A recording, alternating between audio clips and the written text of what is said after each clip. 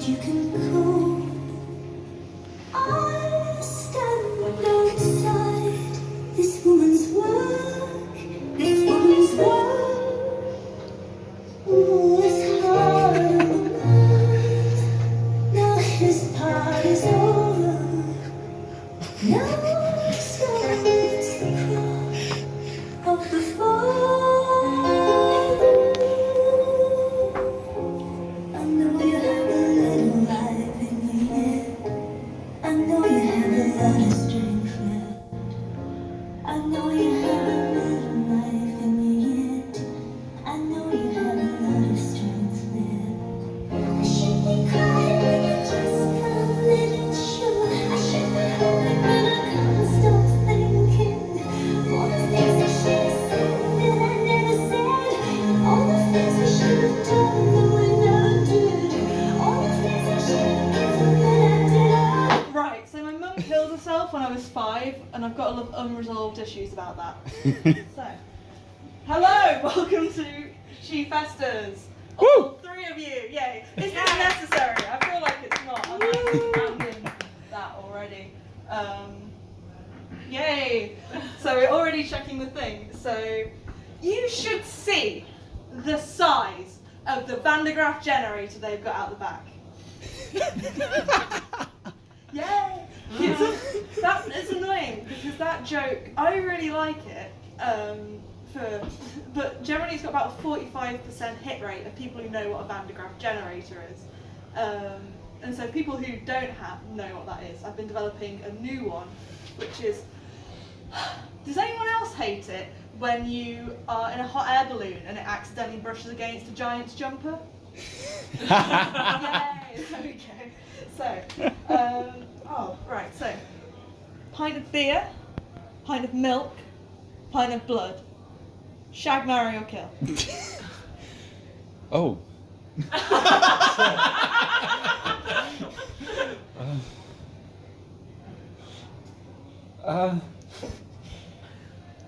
We'll get back to it. So, hello. Hello. I am a goth, as you can see. There aren't many goths in comedy. It's not many openly goth comedians anyway. It's basically me and Bethany Black, who I've met once before, and because we're both goths, we'll never be on the bill together again. So, but she's lovely. There are loads of goth, like I found this when I went to Fringe. There are goth comedians who are like ex-goths, apparently, and they were goths when they were teenagers and they're not anymore. Like I've met loads of people like Craig Hill and Susan Murray used to be a goth. The weirdest one was I met Marcus Brigstock in a bar called the Abattoir at the Edinburgh Fringe, and we were talking about The Cure for ages, and he was like, I'm not a goth anymore, I don't dress like it, and he was generally just like really, really nice bloke. And then I was like, oh, Marcus was lovely. I'm going to go see Marcus's show because I had a free afternoon. At 14 fucking pounds, I managed to wheedle it down to 10. It's just going like, here's my arts industry pass and my student card, and here's a filled-in Cafe Nero thing, and here's pictures of my boobs, and they let me in for £10. It was great. So, and bearing in mind that he'd spent the whole conversation going like we've been talking really in depth about The Cure, and he was like, oh yeah, but I'm not a goth anymore. I'm not a goth anymore.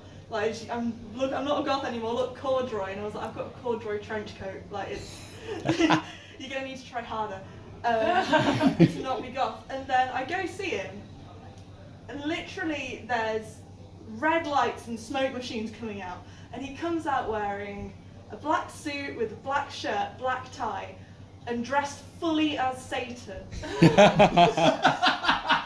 With like red makeup on his hands as well, like really well. He was wearing contact lenses to make him look all devilish. He got like horns and slick back hair, and I was like, he's compensating a bit, you know. He's like, oh, I'm not a goth anymore, and then I go to a show and he's dressed as Satan and spends like an hour getting dressed as Satan every day. Not a goth anymore.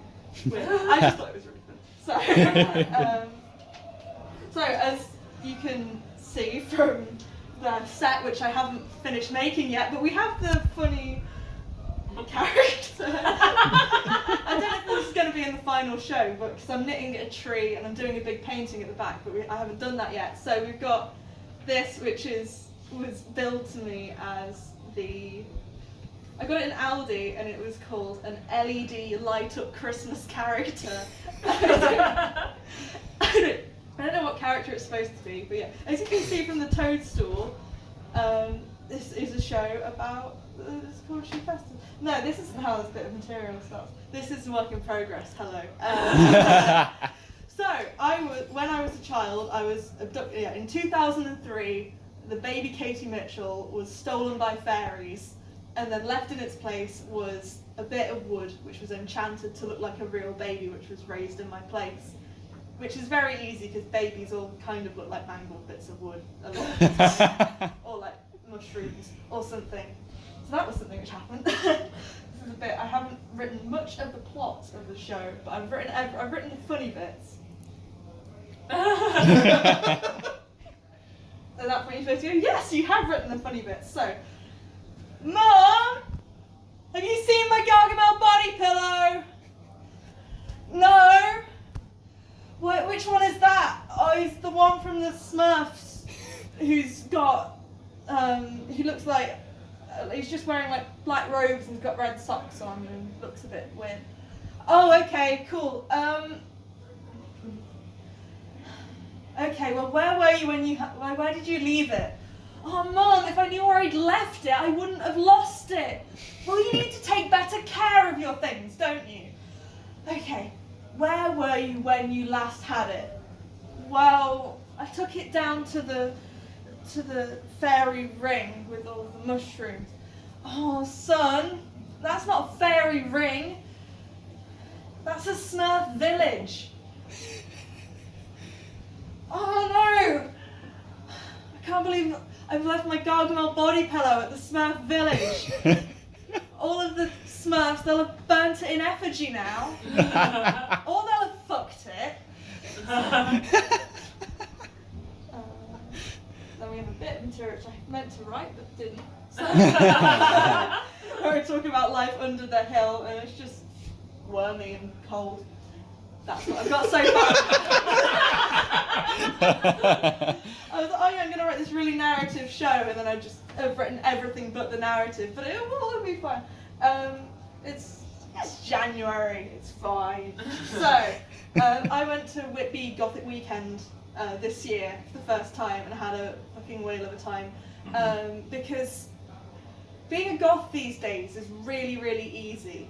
Like in the 80s, you couldn't find decent clothes anywhere, you would get the shit kicked out of you, and it was just hard to be a goth in the 80s. Whereas now, you know, I can buy a full outfit from Killstar. I've been dressing like this for about 10 years, and in that time, the amount of abuse I get is a lot less. Admittedly, I'm not at school now, which is a factor, but like, it's much easier to be a goth now, and that's why people who were goths in the 80s went through all the hardship, and now they've got all goths work in IT, except for like people who are goths who are pretending to be comedians. Oh, that comes off as a read, I don't mean to. Marcus Brewstock isn't a pretend comedian, I'm a pretend comedian, comparatively. Yeah, and so the majority of goths work in IT, and they've got decent paychecks. And so they can afford all the fancy clothes, and they don't get as much shit anymore.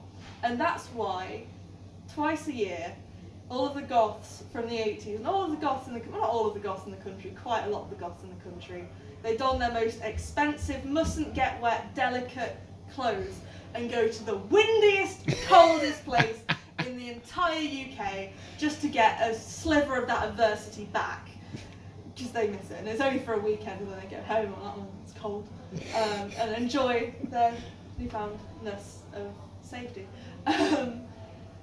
So yeah, that's the actual reason people go to Whitby is because it was in Dracula, in the same way, like fans of Dracula go to Whitby, fans of sports go to like Wimbledon, fans of inbreeding go to Crewe, like it's, so yeah, everyone goes to Whitby, and it's great. Yes. The thing which is most annoying about Whitby though, when I went, like isn't the wind and the rain. It kind of adds to the experience. It's a bit of adversity. The worst part is fucking middle-aged men with cameras who was so rude. And like I'm used to it from Edinburgh. When I was flyering for Andrew O'Neill in Edinburgh, I was getting about 40 photographs an hour that I noticed, and there were plenty of middle-aged men with long-range cameras. It was really creepy. Like at one point I'd finished my shift of flyering, and I stand in between a big column they've got so people can put posters on them, and they get fatter and fatter as it goes on. You can just run into them full speed and bounce off. It's brilliant. A bollard, and I was sitting on the bollard because I've been standing up for 2 hours. I look up and there is a semicircle of people taking photos of me, and I'm like, if you just ask, I will probably let you, because it's, you know, I'm the only goth in, obviously I'm not the only goth in the Edinburgh Fringe, but like, we're a rarity. But like, it got to the stage in Whitby where it was on a Saturday and it was a really nice day, and we said, oh, we would go to the Abbey, but that side of town is so full of photographers that it's not worth going, because they'll either be really, like, you'll just get so much harassment. We might as well go really early tomorrow morning and try and get there before the photographers do. Like, they're actively ruining the experience for people. And so generally I don't mind, but two things really fucked me off. One, that they don't ask for permission, which I would rather they do. And also I was in a group of 3 girls, and they were asking me and one of the other girls repeatedly for photos, and they were asking my other friend to step out. And like, she didn't want to be in the photos anyway, but that creates resentment. Like, why would you do that specifically to a group of young women? Like, I'm not saying that young women are bitchy, but it's an atmosphere you don't want to foster. It's like, oh, I want to take a photo of your 2 beautiful friends, but not you. Like, it was gross. And she looked fucking amazing as well, and spent longer on her makeup than either like me and my other friend combined. And it was really gross. And then it was just, if you said no because you were in a hurry, that was so rude. Or would just take photos anyway. And literally, like, they'll be walking past and get one right in your face, like this big. And like, the worst part is they take these photos and then they sell them and make a profit on them, and obviously I have no consent in that whatsoever. Like, a photograph of me was on BuzzFeed. I have there's a guy in Nottingham who went up, middle-aged man with a camera, it's got a book published by 5 Leaves, and by the look of the photos they were consensual, like they're posed, but he does have many of people who are just shopping. Like, could you imagine if someone took a photo of you when you were shopping and then sold it, and then they have a book published just because they took a photo? It's like, it's really bad. And I was, like I say, in Edinburgh, I said no to one person because I was running late to Marcus Brigstock actually. I said, I'm really sorry, I'm going to a show, and she was like, oh no, that's absolutely fine, and you know, it's fine. And then this guy, he was just like constantly trying to walk down this really short street. It took about half an hour because they literally like stop in front of you and prevent you from going, or they'll like grab your arm so they can pull you back and take a photo. Like, it's really, really dodgy. And when this isn't funny, I'm just having a rant. And this one guy, like, we'd had enough because we were literally like trapped in the Abbey because there's like 99 steps to get up to the Abbey. And we were looking down and you could just see all these photographers hassling people running with their coats over their heads to get past them. And I'm like, this is the one place where we go to not feel like freaks. And it's just free models for them, and they sell the photographs. And I'm really angry about it. And we looked down, and eventually we decided we'd make a run for it, and so we just went as quickly as possible. And there was one guy who got right in my face, and I said, no thank you, and then did it anyway. He didn't ask, I just said no thank you, no photo anyway. And I was like, it's polite to ask, as I went past, and he was like, well, why did you come here then? And I was like, oh, I don't know, to see the grade 1 listed Abbey, to see Fields of Nephilim live, to spend time with my friends. It was the biggest goth night in the world. I got to have a walk in the countryside. It was one of the best weekends of my life. It was so good. And it was like so nice, except for just dodging these absolute cunts. And so I'm starting something called, to an event, I'm going to do it next year, to run concurrently, called, because I had this like super witty comeback because I'm a comedian, and I said to him, like, it's Whitby Goth weekend, it's not Whitby middle-aged man with a camera weekend, and like, so I didn't. Sophie Sparham had to pull me back from fighting him. Anyway, but I'm running that at the same time, so I'm going to start it up. I need to make the event page and for it where I have it like running concurrently, and I'm like, post non-consensual photos of middle-aged men with cameras at Whitby Gothic weekend. And because if you do stop, if you just kind of like, some of them are fine, but then some of them they want you to do the like, and you get the tits and the ass, and you kind of like, and then do that, and then you've got to do they ask you to pose, and if you don't pose in quite like the back-breaking way they want you to, they'll like start getting fucked off with you, like you're trying to ruin their shoot on purpose, and I'm not getting paid for this. Also, another particularly galling thing was I did do a little bit of alternative modelling at a few years ago, and I'm apparently plus size, and I got an offer. I got a few things. I got like 40 quid gig, 60 quid gig, whatever. It was nice. I was 18, and I was about the same size I am now. I put a bit of weight on, and then I've just lost my depression weight, and I'm like, huh! I can fit into my favourite jeans again, and it's really good. I meant to bring them, but I brought a different pair. Because they've got a hole in the knee, and yeah, it'll become apparent later why I can't wear one's holes in the knee. Anyway, what was I on about? Oh yeah, the thing. And then I got a contract offered to me for 250 quid for 1 day's work, which when you're 18 is amazing. But I had to lose 4 inches, 5 inches, 6 inches to get this contract, and I've got quite bony hips. Like, I don't think physically my skeleton can do that, let alone anything else. And it's so annoying that I'm not, like, they wanted me from, like, the neck up, basically. And I do my makeup like this, I like my makeup like this, I think my hair and my makeup look really cool, and I can understand why, if you were doing alternative modelling, you'd want this. But the fact that this is worth 250 quid, but this isn't worth anything, and then these people are taking the photos for free of me, but if I was skinnier, I could sell those photos for 250 quid. Like, it's just, anger. Anyway, I'll have some jokes in at some point. I'm making salient points, and that's not what I'm here to do. Oh no, but we're making it better with a guy I met who, on the first night I was there, and at Whitby Gothic weekend, it is a lot of middle-aged people wearing their absolute Gothic finery. I've got a tickly throat.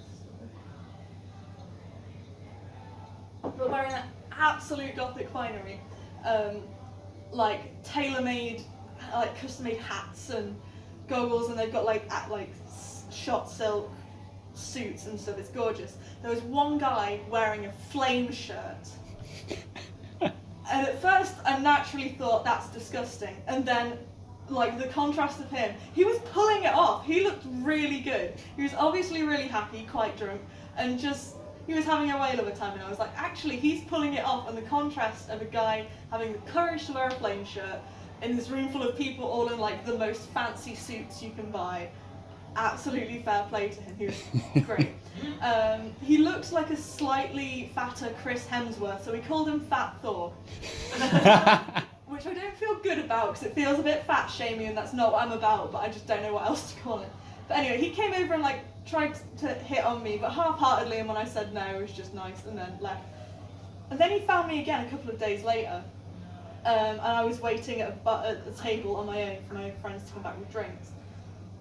And he sat across from me, and he began the conversation with, "I've had 5 bottles of wine," which I don't know if he was lying, but it's excessive. And never a good start to a conversation. I was like, oh shit.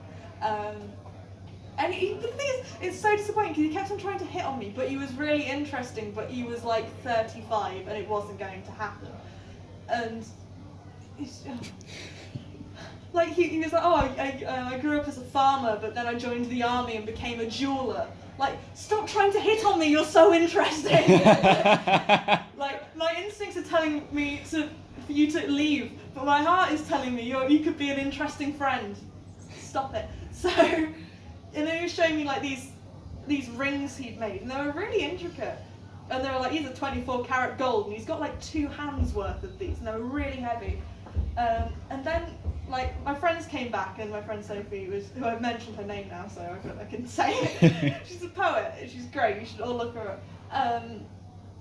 She was like also kind of he was trying to like get some of his attention, so then he was trying to hit on both of us at the same time, and but he was quite confused because he'd had 5 bottles of wine, and he seemed nice enough and harmless enough. And then like he was getting the vibe that we didn't want to talk to him, which my other friend was giving off, because she gives fuck off vibes like no one I've ever met. It's beautiful. Yeah, and this guy was talking at us, and being interesting and talking about how he'd like made these rings, and then he was getting the sense he wasn't wanted, so he left, and then had a parting remark to Sophie, and then his parting remark to me was the worst thing a man has ever said to me in my entire life. He said to me, and I'd really like to take you home and scramble your eggs. Oh. Like, I told that to my friend Andrew, who was like, I can feel my internal organs shutting down one by one. Like I was just horrified. And then he left, and then I realised afterwards, like the morning after, like in the car on the way home, he'd had 5 bottles of wine, and he was a jeweller. So what we should have done was we should have gone, yes, let's have a threesome or a foursome, depending on how far my friend would go along with the scheme. And then when we get to his house, which he said he lived in a flat above his jeweller's shop, so we do that, and then he'd had 5 bottles of wine. There were 3 of us. We could have knocked him out, taken all of it, or maybe just even got the keys off him and dumped him in the water, because we could have killed him. And I bet you're thinking, okay, but you, Katie, you're a 21-year-old art student. You don't know how to fence, like, stolen property. But my university has a forge, which I've never used. And this was on a Sunday, we were going back, and I was like, I could just go in Monday morning and go, I want to melt these down. And then I'd just have some gold bullion I could sell them. It's just a wasted opportunity. And a strange man. So,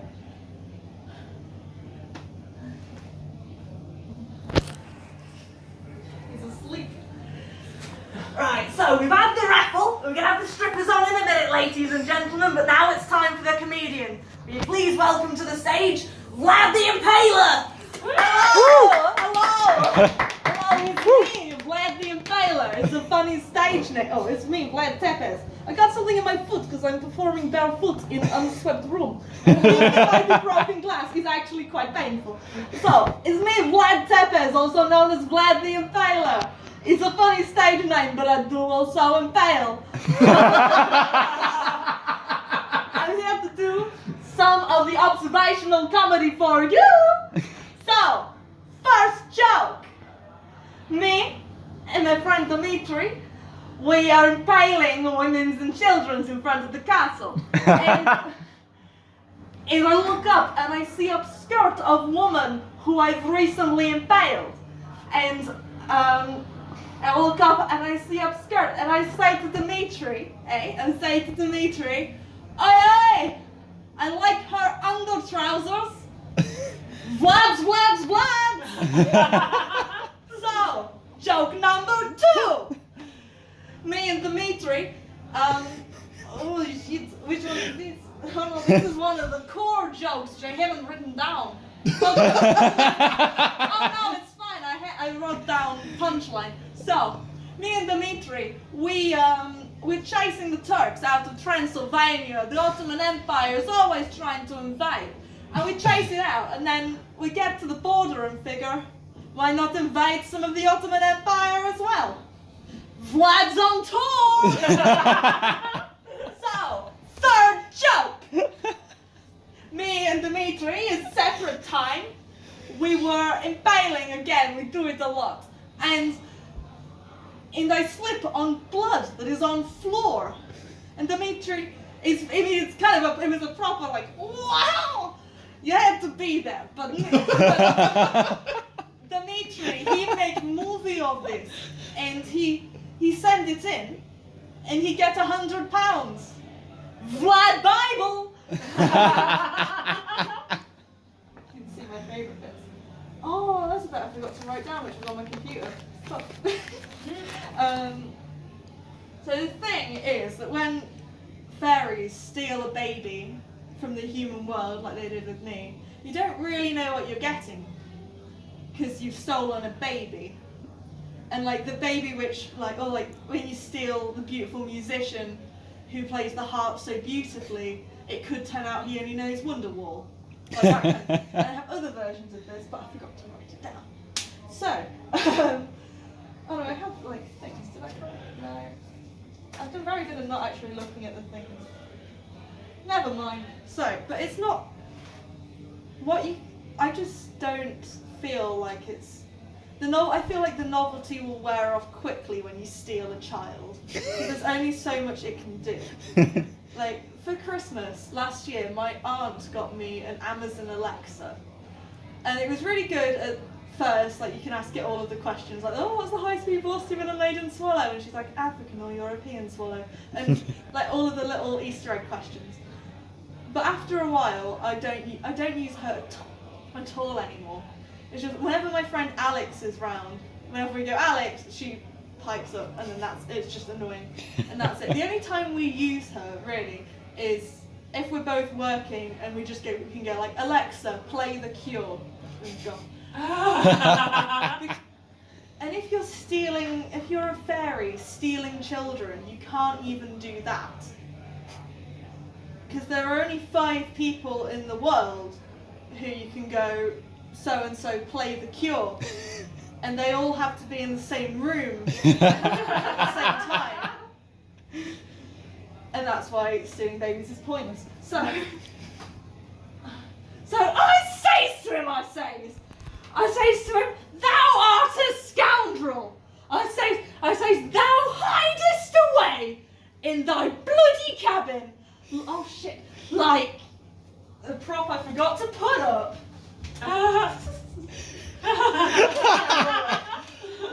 Now, okay, this works better this way around. This is going to be one of those happy accidents while Ross is always talking about. Okay, so, thou hidest. The actual plan for this, I put this out so she was going to see it, was that I'm going to get a picture frame and then like rip it off, but I only realised I needed one this morning and I didn't have time. So I'm getting one for my midpoint review next week, so it's fine. So, thou hidest away in thy bloody cabin like yon armadillo. Yes, that is right, that thou art a coward like this armadillo. Thou art a coward like this scaly dog, like this rat tank, like this armoured pig, like this turtle hound, like this articulated cat. Thou art a coward. Thou art a coward like this entombed chinchilla. Thou art a coward like this failed Pokemon. Thou art a coward like this bewhiskered melon. Like this rodent hot dog. Like this ratosphere. Thou art a coward like this bulletproof football. Like this mammalian snail. Like this gentrified slug. Like this spine shield. Like this vivacious cone. Thou art a coward. Thou art a coward. Like this animated Rubik's Cube. Like this beheaded BB-8. Thou art a coward like this militarized badger. This can't read my own writing. This emasculated porcupine. Thou art a coward. Thou art a coward like this enlisted capybara. Like this manicured bowling ball. We never did find out what you'd done. By Edinburgh Festival, I want to get to 50. Has anyone else seen these long hexagons they've got these days? Because they're in all of the goth things. And I've been a goth for like 10 years. I was an emo for some of that time. I kind of flip-flopped around when I was a teenager. But I've been goth adjacent for 10 years. And they've got these long hexagons, and I don't get it. It's not the most goth of shapes, is it? Because if you have like a circle, it's like the full moon, that's very goth.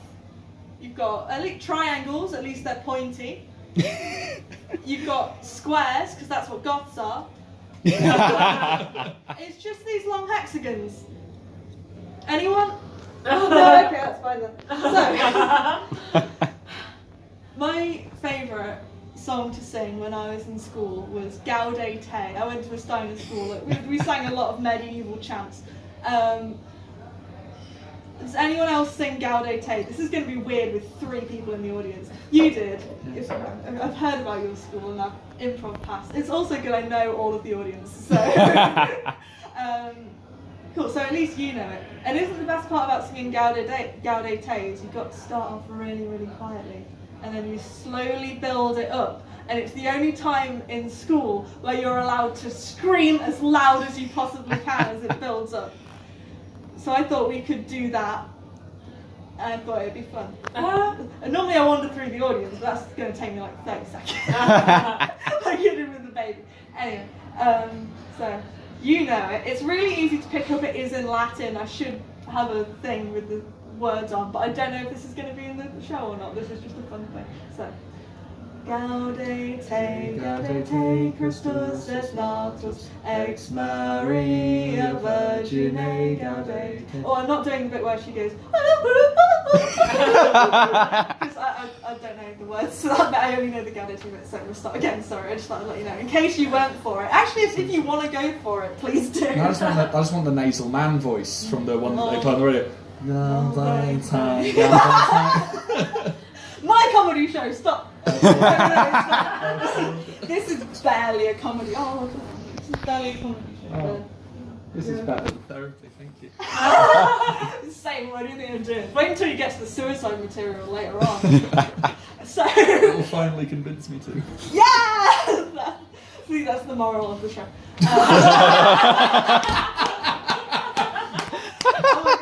In the essay I've written for uni, this can be cut out as well. In the essay I've written, like, if you want to create meaningless artworks, I talk about like absurdism and how it's supposed to be meaningless, but you can't really be meaningless.